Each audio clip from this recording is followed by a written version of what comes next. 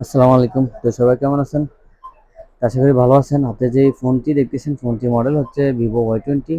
তো কাস্টমার নিয়ে আসলো, ভাই দেখেন তো আমার ফোনটিতে লাইট আসতেছে না, ফোনটিতে লেখা আসতেছে, গ্রাফিক্স আসতেছে। তো যে জিজ্ঞেস করলাম এটা কিভাবে হলো, উনি বললো যে এটা পানিতে পড়ছে, পানিতে পড়ার পরে এই সমস্যাটা। তো যেহেতু পানিতে পড়া সেহেতু আমরা কাজ করার আগে আমরা বুঝে নিব বা স্টেপ বাই স্টেপ অগ্রসর হব। আমরা ধরে তো আর মাদারবোর্ডে বা আইসি লেভেলে কাজ করে ফেলতে পারি না। আমরা শুরুতে যেটা করব, যেহেতু আমাদের গ্রাফিক্স আসতেছে, আমাদের লাইট আসতেছে না, সেক্ষেত্রে আমরা একটা নতুন একটা ডিসপ্লে এনে আমরা চেক করব যে আমাদের নতুন ডিসপ্লেটা আসে কিনা। তো নতুন ডিসপ্লেটা যদি চলে আসে তাহলে বুঝতে হবে আমাদের ডিসপ্লে সমস্যা, আর যদি না আসে তাহলে আমরা মাদারবোর্ডে চেষ্টা করব। তো দেখুন নতুন ডিসপ্লে কিন্তু চলে আসছে, ভিভো ভিভো লেখা দেখতেছেন আপনারা। তো আমরা কি বুঝলাম যেটা ডিসপ্লেতে প্রবলেম। তো এটা যেহেতু ওয়াটার ড্যামেজ, তো সেই ক্ষেত্রে আমরা বুঝতে পারি হয়তো বা অ্যানোড ক্যাথোড যে লাইন, তিনটা লাইন আছে ডিসপ্লে, ওই তিনটা লাইনে প্রবলেম। আর নয়তো বা ডিসপ্লে ভিতরে যে লাইটগুলো, ওই লাইটগুলোতে প্রবলেম।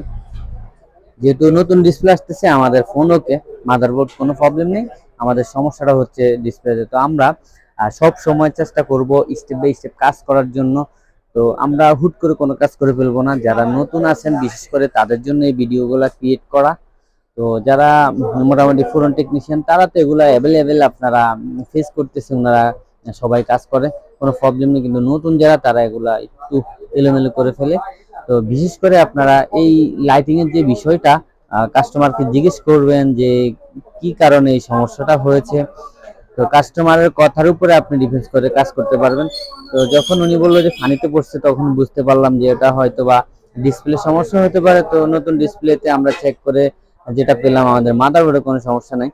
তো আমি ডিসপ্লেটা খুলে নিলাম। এখন ডিসপ্লে যে অ্যানোড যে লাইনটা, পজিটিভ যে লাইনটা, ওই লাইনটা ওকে কিনা। তো আমি বিপ রেঞ্জে ওই লাইনটা চেক করতেছি যে লাইনটা রেবনে কোনো মিসিং আছে কিনা। দেখলাম যে লাইনটা ওকে আছে, বিপ দিচ্ছে।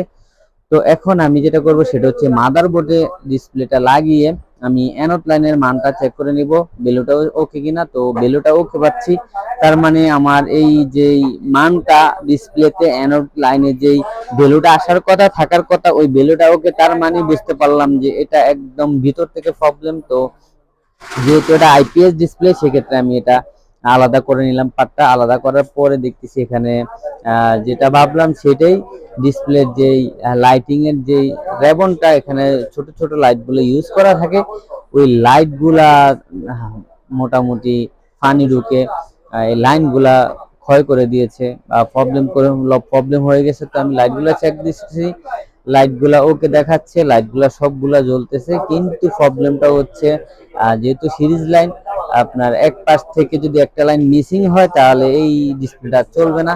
তো সেক্ষেত্রে আমি কি করব, ডিসপ্লের এক পাশ থেকে, লাইটের এক পাশের থেকে একটা লাইন টেনে আমি অ্যানোড লাইনে লাগিয়ে দিব। আর আমি যেহেতু মাল্টিমিটারে দেখেছি যে যে পাশে আলো জ্বলে, যখন লাইটটা ওকে দেখাচ্ছে, পজিটিভ পাশে, যে পাশে পজিটিভ লাগানোর পর লাইট জ্বলতেছে, ওই পাশে আমি অ্যানোড লাইনটা লাগিয়ে দিলাম।